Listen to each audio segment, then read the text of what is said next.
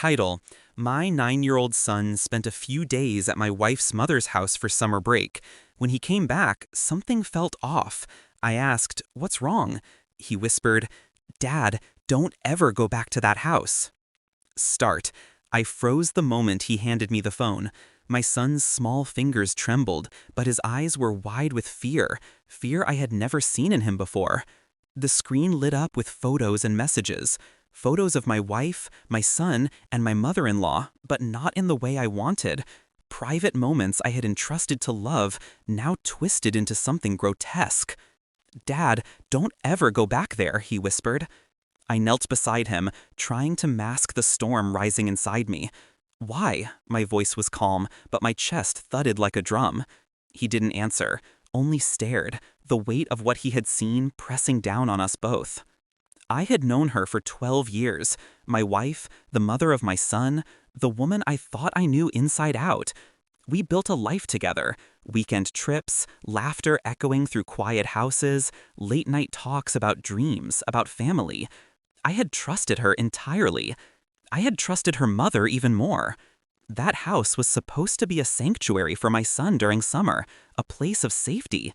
And yet, betrayal has a way of waiting in the wings.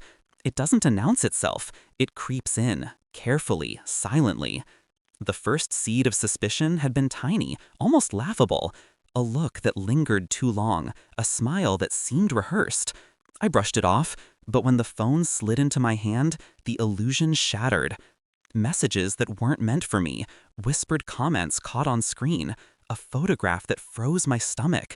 My wife and her mother conspiring to manipulate, to control, to turn my son into a pawn. My heart pounded, rage coiled around me. But panic? No. Panic is for the weak. I needed precision. I needed control. I spent nights staring at those messages, piecing together every lie, every hidden action. Surveillance became my new ritual, subtle observations, online trails, small habits that betrayed intent. I wasn't reckless. I didn't confront. I prepared. I made quiet calls, legal counsel, discreet investigators, financial audits. Every move was a thread, and I was weaving the net that would catch them both. The first stage was small, almost invisible. I changed routines, altered access, planted doubt subtly. Emails went unnoticed, documents were adjusted. I didn't act in anger, I acted in patience. There is artistry in revenge, and artistry requires time. My son noticed, sometimes asking why I seemed distant, why I always carried a quiet tension. I told him, patience is a kind of strength. He didn't understand then, but he would. Then came the exposure. My wife believed she had me cornered, with excuses, feigned innocence. I invited her mother over for a casual dinner, small gathering, nothing more than polite conversation.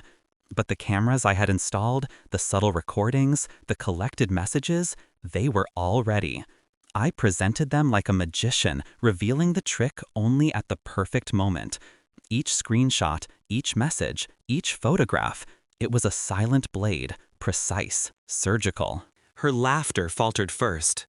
My wife's eyes widened, searching mine for disbelief, for forgiveness, for an apology that would never come. I held none. I let the evidence speak. Her mother's face paled, lips trembling, fingers gripping the table as if it could anchor her to a world where her lies hadn't yet surfaced. "I trusted you," I said softly, almost conversationally, letting each word land. Every word, every promise, gone. They both tried to interrupt, to explain, to justify, but I didn't allow it. There was no room for excuses. The weight of truth was heavier than any lie they could speak. My son watched, his small hand clutching mine. He saw justice unfold, not through violence, but through revelation, through undeniable proof. "I trusted you," I said softly, almost conversationally, letting each word land. Every word, every promise, gone. They both tried to interrupt, to explain, to justify, but I didn't allow it.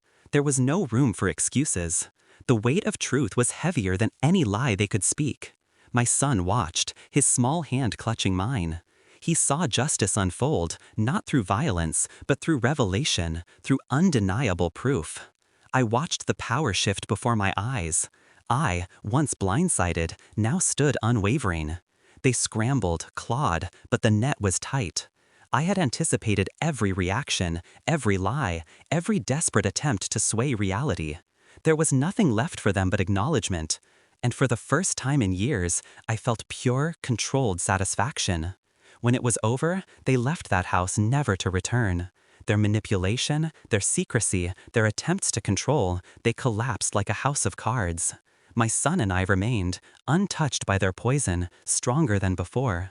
Silence settled over us, but it was a healing silence, not an empty one. I looked at my son that night, tucked into bed, and saw a mixture of relief and understanding. I didn't need to explain revenge or betrayal. He had seen it. He had learned its lesson without losing his innocence entirely.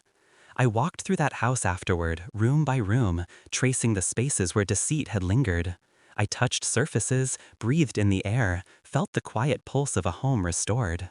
The memories of betrayal were still there, etched like faint scars, but they were mine now, controlled by me, not them.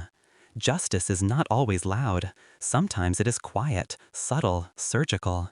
It doesn't require rage. It requires patience, intelligence, and an unwavering sense of self. I didn't smile. I didn't gloat. I simply closed the door. My son slept peacefully. The air smelled faintly of lavender and sunlight. I had given him safety. I had reclaimed my life. And in the quiet aftermath, I whispered to myself what no one else needed to hear. They underestimated me, always. And that was their final mistake.